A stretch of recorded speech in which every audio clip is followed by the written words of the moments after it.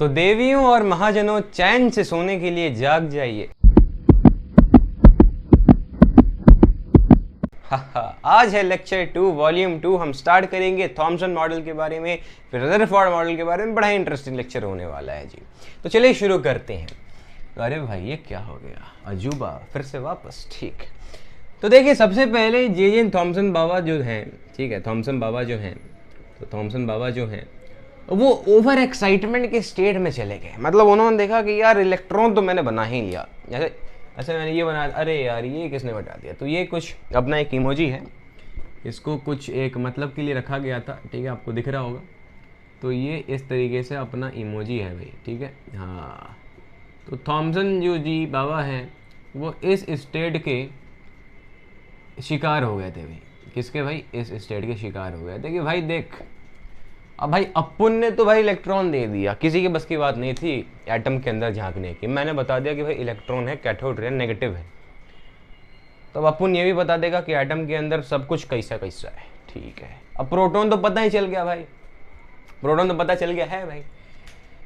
इन्होंने बोल दिया कि भाई अब हम बता देंगे। वो क्या कर रहे थे, एक दिन वो खरबूजा खा रहे थे। खरबूजा, खरबूजा आपने सुना होगा, वाटरमेलन कहते हैं शुद्ध इंग्लिश में, ठीक है। तो खरबूजा खा रहे, तो उन्होंने देखा कि यार अब खरबूजा भी तो एटम से ही बना होगा, जाहिर सी बात है, खरबूजा भी तो एटम से ही बना होगा। सारे साइंटिस्ट का यही दिमाग है। नील बोर को भी आप अभी देखेंगे कि वहीं वो दिमाग लगा रहे हैं। ये खरबूजा पे अटके हैं, वो सोलर सिस्टम में चले गए, ठीक है। तो बात करेंगे। लेकिन थॉमसन ने देखा खरबूजा देख रहे हैं, तो यार उन्होंने देखा कि यार ठीक है, इस सृष्टि का सबसे सबसे सबसे छोटा पार्टिकल भी तो सर्कुलर शेप में ही होना चाहिए। खरबूजा सर्कुलर शेप में है, दिमाग लगा रहे थे ये। फिर उन्होंने कहा खरबूजा को काट दिया जाए बीच से, ठीक है भाई। उसके अंदर लाल लाल जो मटेरियल होता है, खाते ही मन में मिठास छा जाती है। उसको कह दिया कि ये है प्रोटॉन। क्या है भाई? प्रोटॉन। यानी पूरे इलेक्ट्रॉन में, सॉरी, पूरे एटम के अंदर वो जो प्रोटॉन है वो यूनिफॉर्मली डिस्ट्रीब्यूटेड है भाई। जो जो वो चीजें अपनी बता रहे थे ना, वो सब उनके ही पैर पे कुल्हाड़ी बनती जा रही थी, उनके ही लिमिटेशन है, उनके ही डिस्कवरी है भाई, ठीक। बोल दिया कि भाई लाल लाल पार्टिकल इवनली जो डिस्ट्रीब्यूटेड हैं वो भाई क्या है? प्रोटॉन है।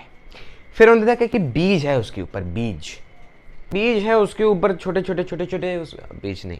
फिर उन्होंने देखा कि खरबूजे के ऊपर छोटे छोटे बीज जो है ना, सीड्स जिसे हम कहते हैं, वो ऊपर से लगे हुए हैं। तो उन्होंने कह दिया कि वो है इलेक्ट्रॉन्स, जिसे मैंने बनाया है, मतलब मैंने खोज किया है। तो यही उन्होंने कह दिया भाई, ठीक। तो भाई एक एक करके लिखा जाए क्या क्या उन्होंने कहा।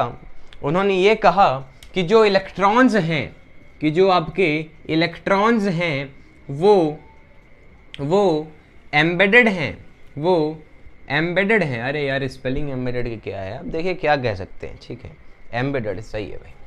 तो एम्बेडेड, तो इलेक्ट्रॉन्स जो हैं, अरे यार फिर से गलत हो गया क्या भाई, एम्बेडेड नहीं सही है, हाँ। तो इलेक्ट्रॉन्स जो हैं वो एम्बेडेड हैं on atoms, in atoms, sorry भाई इंग्लिश ऊपर नीचे हो जा रहा है। तो electrons are embedded in atoms just like जैसे प्लन पुडिंग के ऊपर सीड्स एम्बेडेड होते हैं।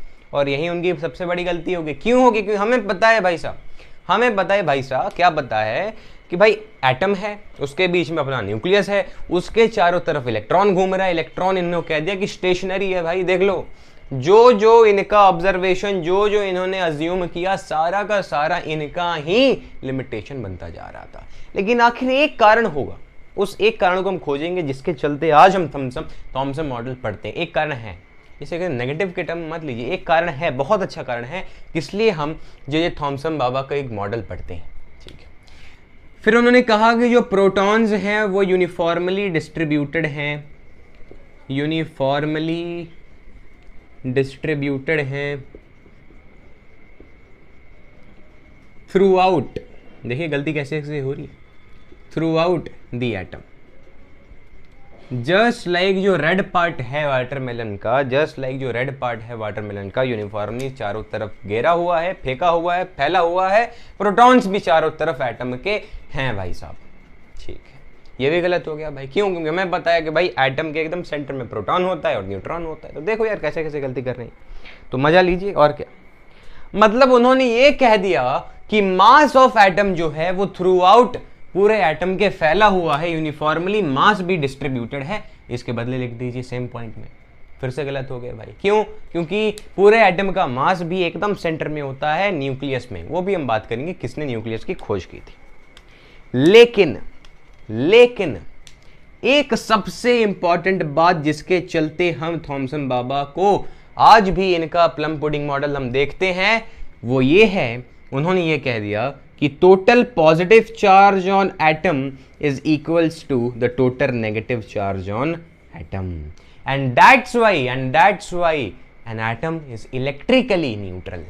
N atom is electrically neutral.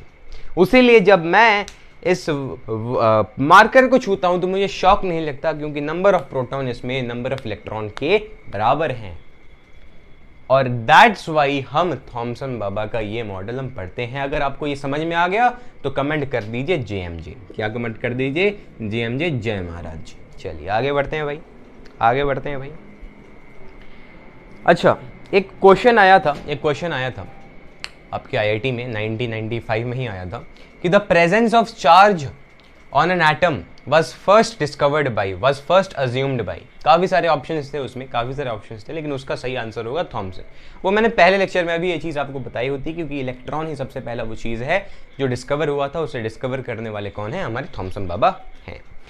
तो ठीक है, थॉमसन बाबा आपको समझ में आ गया होगा, कोई चीज़ नहीं है। अच्छा, एक सेकेंड देख लीजिए कि क्या ये चीज़ आ रही है। मैं एक सेकेंड बस देख लेता हूँ आपको विजिबल है या नहीं। एकदम विजिबल है जी, कोई दिक्कत की बात नहीं है। थोड़ा सा आज ब्लू मार्कर है, थोड़ा सा कॉम्प्रोमाइज़ कर दीजिए, क्या दिक्कत है?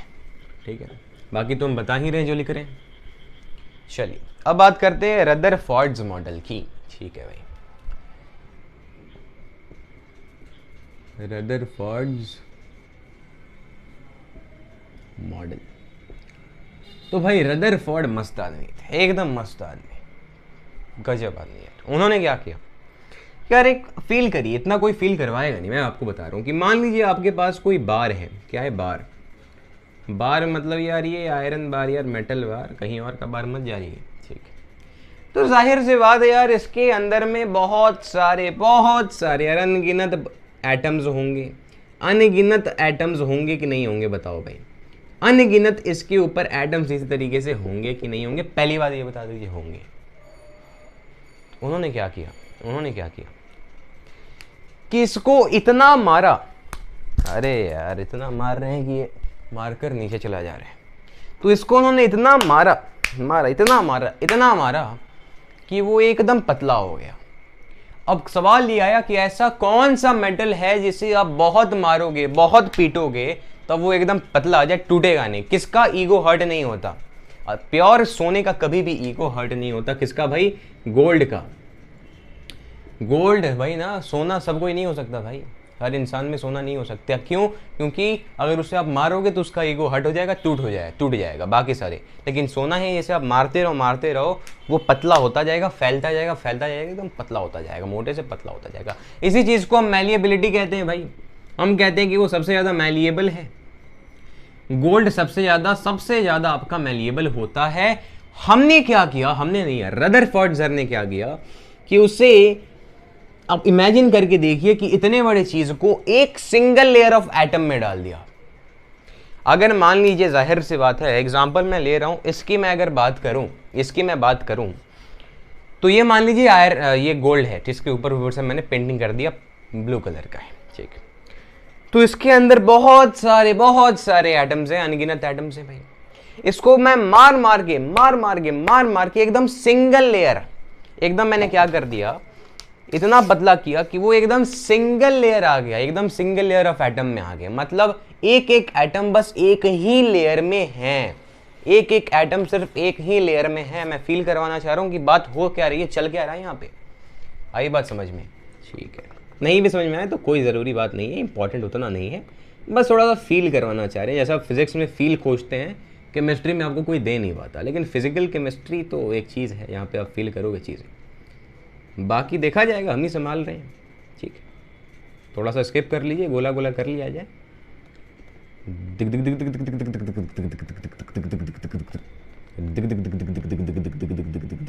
एक सिंगल लेयर ऑफ एटम हमने कर लिया, कोई ज़रूरी बात नहीं है, ठीक है, कोई आपको इतना नहीं जाएगा डिटेल में। फिर उन्होंने क्या किया, एक अल्फा पार्टिकल लिया। क्या लिया भाई? एक अल्फा पार्टिकल लिया। आपने 10वीं में पढ़ा होगा, रेडियो एक्टिविटी एक चैप्टर होता है, आईसीएसई में तो होता था कि हीलियम क्या होता है भाई, कुछ ऐसा होता है, तो मास नंबर से मतलब नहीं है, ठीक है। इसके पास 2 प्रोटॉन है भाई और 2 इलेक्ट्रॉन है भाई। कहता तो फिरता है कि हम संत हैं, I am a saint and I don't care at all about the world's ideology. दुनियादारी में कोई उसे फर्क नहीं पड़ता, लेकिन जब उसे पैसा दिखेगा ना, पैसा, तब सब बिकते हैं। ये 2 इलेक्ट्रॉन छोड़ देगा, घर के आदमी को फेंक देगा बाहर, और ये हो जाएगा पॉजिटिवली चार्ज्ड, और संत हो जाएगा, पॉजिटिवली चार्ज्ड हो जाएगा क्या? Positively charged. इसी चीज को हम अल्फा पार्टिकल बोल देते हैं यार। मतलब nuclei of helium atom is, nuclei of helium ion is alpha particle यार। बात समझ में आई? ठीक है। तो He2+ का जो न्यूक्लियाई होता है यही होता है अल्फा पार्टिकल। भाई क्या दिक्कत है भाई, क्या दिक्कत है? समझ में आई बात? ये इसलिए बता रहा हूँ कि क्वेश्चंस आएंगे, इसके हिसाब से आपको करना होगा। आज का लेक्चर एकदम धीरे धीरे कर रहे हैं, सबको समझ में आना चाहिए। अब भाई एक और चीज अगर आपने पढ़ा होगा कि रेडियो एक्टिविटी एक ऐसा फेनोमेनन होता है, रेडियो एक्टिविटी एक ऐसा फेनोमेनन होता है जिसमें जो रेडियो एक्टिव सब्सटेंस है वो एमिशन करता है रेडिएशंस का साइमल्टेनियसली, ठीक है, ऑटोमेटिक क्या एमिट करता है रेडिएशंस को, और अल्फा पार्टिकल उन रेडिएशंस में से एक चीज होता है। तो एक रेडियो एक्टिव हमने सब्सटेंस लिया, उसमें से अल्फा पार्टिकल क्या किया, हमने निकाल दिया। तो ये भी एक मिथ होता है, अल्फा पार्टिकल कोई एक सब्सटेंस नहीं होता, अल्फा एक पार्टिकल, एक रेडिएशन है, एक सब्सटेंस में से अल्फा पार्टिकल निकलता है। तो यहां से निकला भाई अल्फा पार्टिकल। क्या हुआ भाई? यहां से निकला आपका अल्फा पार्टिकल, डिग डिग डिग डिग डिग डिग डिग, ठीक है, मान लीजिए एकदम निकल रहे हैं ये मस्त तरीके से। और यहाँ पर हमने क्या ले लिया, डायग्राम एक बार देख लिया, ठीक है भाई। और यहाँ पर हमने क्या ले लिया है, इस तरीके से यहाँ पर शीट अपना डाला हुआ है, ठीक है, डाला हुआ है। डायग्राम कैसी की तैसी, अब समझिए बात। हमने क्या देखा कि मैक्सिमम जो अल्फा पार्टिकल, इसे आप ऐसे लीजिए, इमेजिन नहीं आप कर पा रहे होंगे, ऐसे लीजिए, इस तरीके से अल्फा, मान लीजिए वो मेटल शीट है, वो शीट है। हमने ये देखा यार, ठीक है, हमने ये देखा कि मैक्सिमम जो आपके अल्फा पार्टिकल्स थे वो अनडेविएटेड चले गए। मैक्सिमम अल्फा पार्टिकल्स अनडेविएटेड आपके चले गए। लेकिन कुछ अल्फा पार्टिकल्स, 20,000 में से एक अल्फा पार्टिकल, 20,000 में से एक अल्फा पार्टिकल ऐसे थे जो 180 डिग्री पे कंप्लीट वापस आ गए। अब बेसिकली क्या हो रहा था, फील करिए, स्टोरी फील करिए। रदरफोर्ड एकदम देख रहे थे, मस्त सैंडविच वगैरह खा रहे थे, फिर देख रहे थे यहाँ से बीम किया, देख रहे मैं, ठीक है, रे जा रही है। अब ये पता कैसे चला कि भाई रे जा रही है, रे दिख नहीं रही है, वही बताया जिंक सल्फाइड या फ्लोरोसेंस होगा, ग्लो कर रही है, मतलब पता चल रहा है। अब वो देख रहे हैं, जुम जुम जुम, समझ पा रहे हैं, जुम जुम जुम जुम, ग्लो कर रहा है वो चीज़, ठीक है भाई। ये ग्लो किया, ये ग्लो किया, उधर ग्लो किया, उधर ग्लो किया, मतलब यहाँ आपके पार्टिकल्स जा रहे हैं। फिर उन्होंने देखा कि यार कुछ रेस डायरेक्टली वापस चला जा रहा है, कुछ डायरेक्टली उधर का डेविएट कर जा रहा है भाई। तब उन्हें हिट किया। अगर कंक्लूजन पहले निकालते कि उन्होंने, नहीं कंक्लूजन नहीं, ऑब्जर्व क्या किया उन्होंने ऑब्जर्व क्या किया वो पहले निकाला जाए वो चीज़, ठीक है। ऑब्जर्वेशन क्या था, आज का क्लास डिटेल में मैं लगा रहा हूँ, ठीक है, जल्दी भाग के क्या हो जाए, कहाँ जाना है आपको, ठीक है, समझ में आएगा तभी तो भागोगे। ऑब्जर्वेशन क्या उन्होंने देखा कि मोस्ट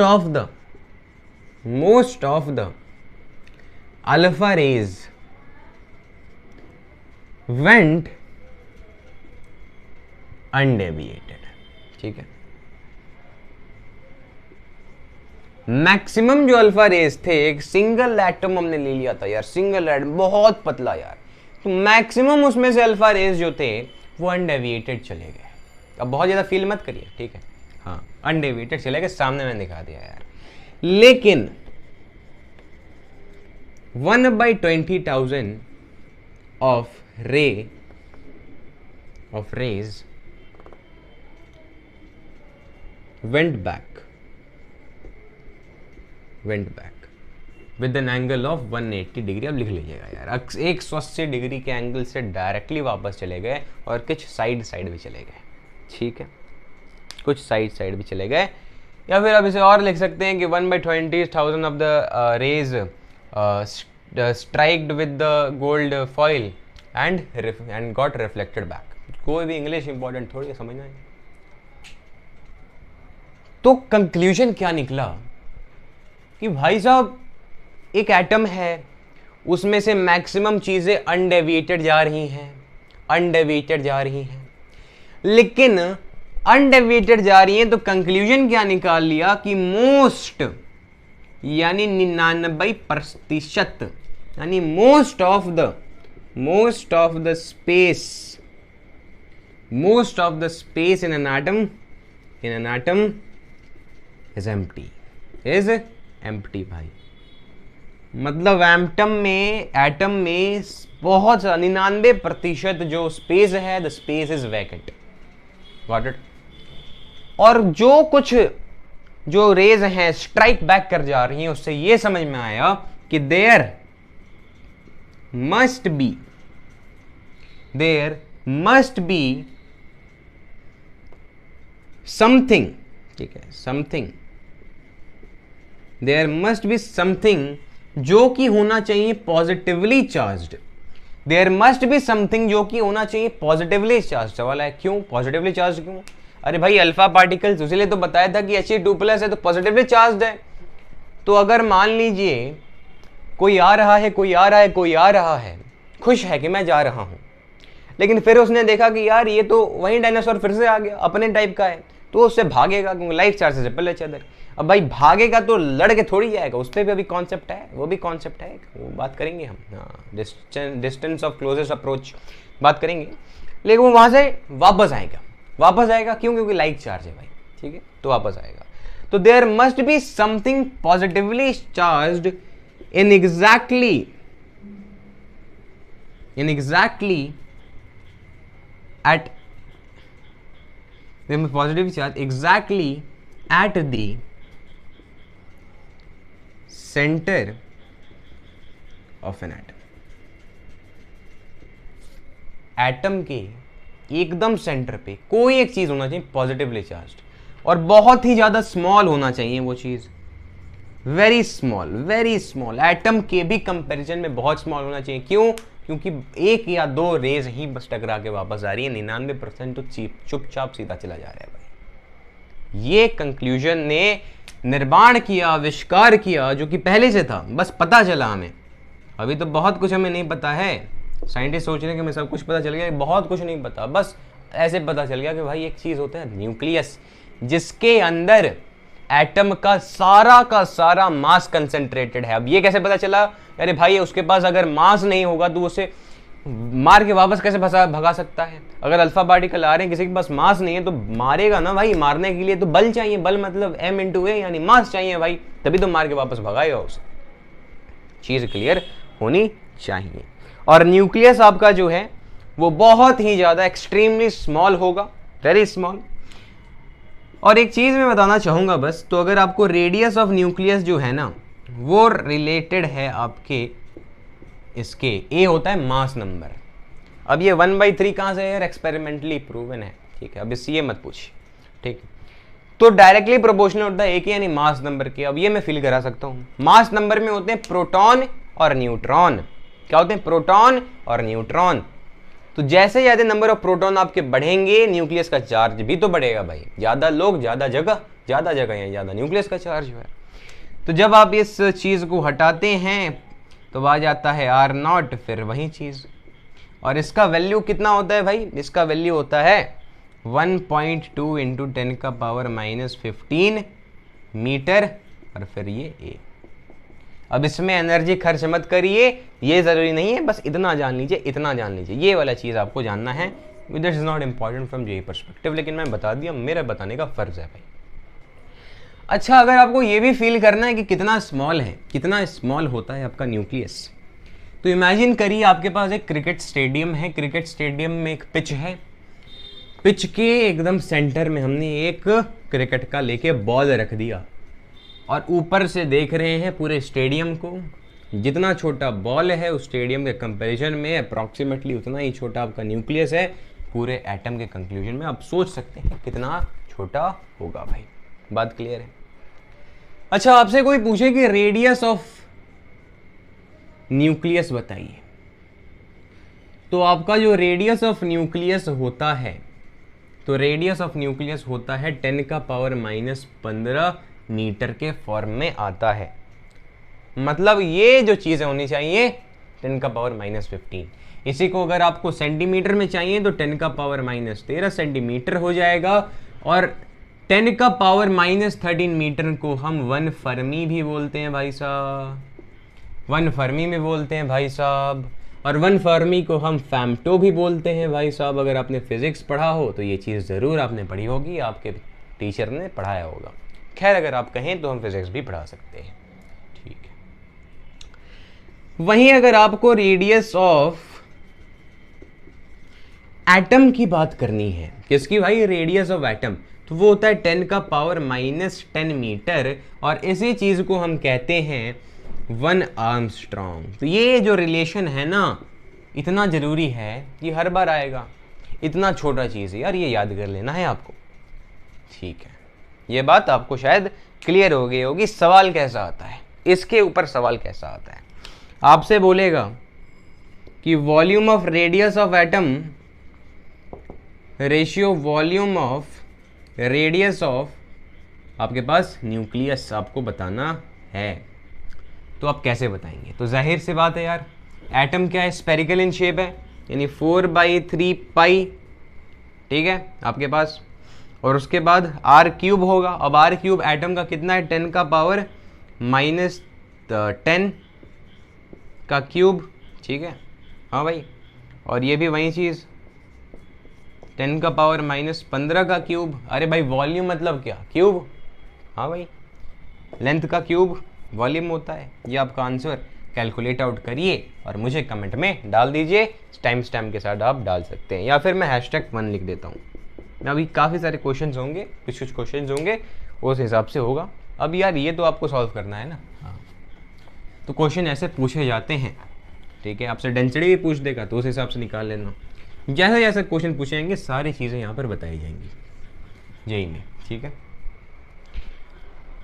अब एक चीज़ आता है यार, देखिए मान लीजिए ये आपका न्यूक्लियस है, ये आपका अल्फा पार्टिकल आ रहा है, ठीक है। तो अल्फा पार्टिकल भी तो पॉजिटिवली चार्ज्ड ही है। तो जब ये आता है तो वो आता होगा एक पॉइंट पे जाके वो रुकेगा, ठीक है। एक पॉइंट पे जाके वो रुक जाएगा।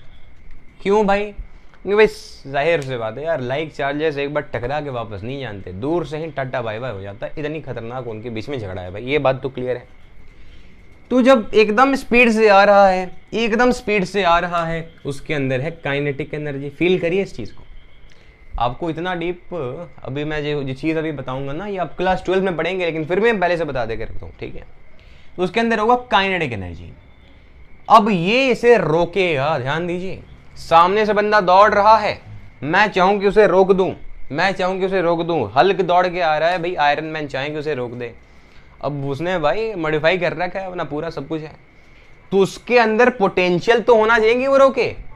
हाँ भाई, अब भाई वहीं अब हल्क आ रहा है, थैनोस को रोकना हो तो थोड़ी ज़्यादा पोटेंशियल चाहिए, लेकिन अभी आयरन मैन है, उसके अंदर पोटेंशियल चाहिए। अपना पूरा सूट वूट लगा के पूरा पोटेंशियल के साथ उसे हल्क को रोकेगा।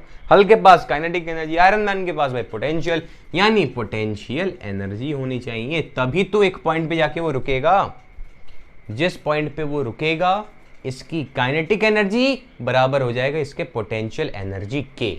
ये बात मैंने समझाई, आपको समझ में आई तो बहुत सही, नहीं समझ में आई फिर से देखिए, फिर भी नहीं समझ में रट लीजिए, बात खत्म। काइनेटिक एनर्जी होता है भाई 12 mv²। अब ये मत बोल देना mgh, नहीं नहीं नहीं नहीं, चार्जेस की बात हो रही है। हाँ, तो आइए फील करवाते हैं। पोटेंशियल एनर्जी क्या होता है? वर्क इज नहीं, energy is the amount, is the capacity to do work होता है भाई, तो वर्क एनर्जी रिलेटेड है तो सेम कह सकते हैं। वर्क आपका होता है फोर्स इनटू डिस्प्लेसमेंट, बात मानोगे? हाँ भाई, फोर्स चार्जेस के बीच में जो फोर्स होता है ना, चार्जेस के बीच में जो फोर्स होता है that is 1/4 pi epsilon naught Q1 Q2 by R square. देख के मर मत जाना, ठीक है, बेहोश नहीं हो जाना है, ठीक है। और इंटू आर क्या है यार? डिस्टेंस है। ये मैं बता रहा हूं ताकि यहां पर आए तो बहुत चक्का ना हो जाए, ये चीज होना चाहिए क्योंकि यहां पर दिक्कत होती है। हाँ भाई, ये जो चीज है ये इस चीज, ये तो चीज कांस्टेंट रहती है, इसका वैल्यू 10 इंटू 10 का पावर, अरे भाई 9 इंटू 10 का पावर 9 होता है। एक बार चेक कर लीजिए, गलत सलत ना हो जाए। हाँ सही है भाई, ये से के कहते हैं यार, 9 इंटू 10 का पावर 9 होता है, ये आपको याद रखना है। इतने क्वेश्चंस होंगे कि आपको याद हो जाएगा। ध्यान से देखिए, ये दोनों मर जाएंगे तो आपका आ जाएगा Q1 Q2 बाई आर, और यहाँ पर हो जाएगा K। आ गया भाई, इसको हम यहाँ पे इक्वेट कर दें तो आइए फिर से लिख लेते हैं, 1/2 mv² is equals to K Q1 Q2 by R. और ये जो R है ये वो डिस्टेंस है, दिस इज द डिस्टेंस। जिस डिस्टेंस पे वो मुलाकात करेंगे, दोनों रोकेंगे एक दूसरे को, फिर ये चुपचाप वापस चला जाएगा। और इसी चीज को हम अंग्रेजी में कहते हैं डिस्टेंस ऑफ क्लोजेस्ट अप्रोच। क्या कहते हैं? Distance of closest approach. बात क्लियर हुई? ठीक है। अब बात है कि ये मास क्या है, तो ये मास है आपका जो अल्फा पार्टिकल है उसका मास। वेलोसिटी इसी का वेलोसिटी। कांस्टेंट 9 इंटू 10 का पावर 9। Q1 क्या है भाई? Q1 मतलब चार्ज ऑन जो भी अल्फा पार्टिकल आ रहा है, जो भी आ रहा है, चार्ज ऑन दिस।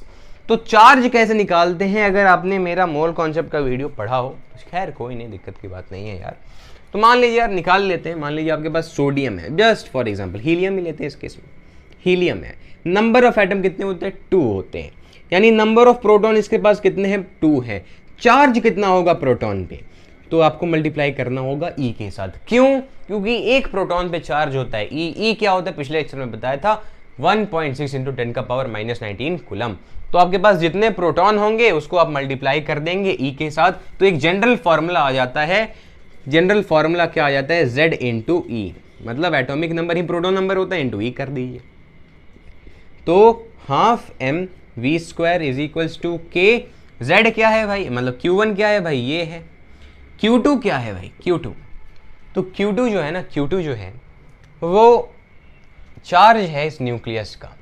इस न्यूक्लियस पे, जिस न्यूक्लियस पे वो स्ट्राइक कर रहा है, उस न्यूक्लियस का चार्ज है। तो ये भी लिख लीजिए Ze डिवाइडेड बाई आर, ठीक है, डिवाइडेड बाई आर। अब ये चीज़ इस फॉर्मूले में मत लिए, कंफ्यूज हो जाएंगे आप। ये Z1 E1 है, ये Z2 E2 है, तो इसको मैं नहीं लिख रहा हूँ, बस आपको एक्सप्लेन कर दिया मैंने कि कोई कंफ्यूजन ना रह जाए। ये जो फॉर्मूला है दिल और दिमाग में से बसा लीजिए, 5 बार लिखे क्लियर हो जाएगा यार, 5 बार लिखे क्लियर हो जाएगा। ना क्लियर हो तो नाम बदल देना अपना, ठीक है। आगे बढ़ते हैं भाई, आगे बढ़ते हैं। बेसिकली अब लग रही है भूख मुझे, ठीक है। अच्छा चलिए, एक ड्रॉबैक की हम बात करते हैं, फिर क्वेश्चंस कल करेंगे, ठीक है। क्वेश्चंस हम कल करेंगे, आज ड्रॉबैक्स तक ही रोकते हैं, फील आज ज़्यादा कर लिया हमने। तो ड्रॉबैक्स या फिर डीमेरिट आप लिख लीजिए, ठीक है। तो ड्रॉबैक ये है कि ही कुड नॉट एक्सप्लेन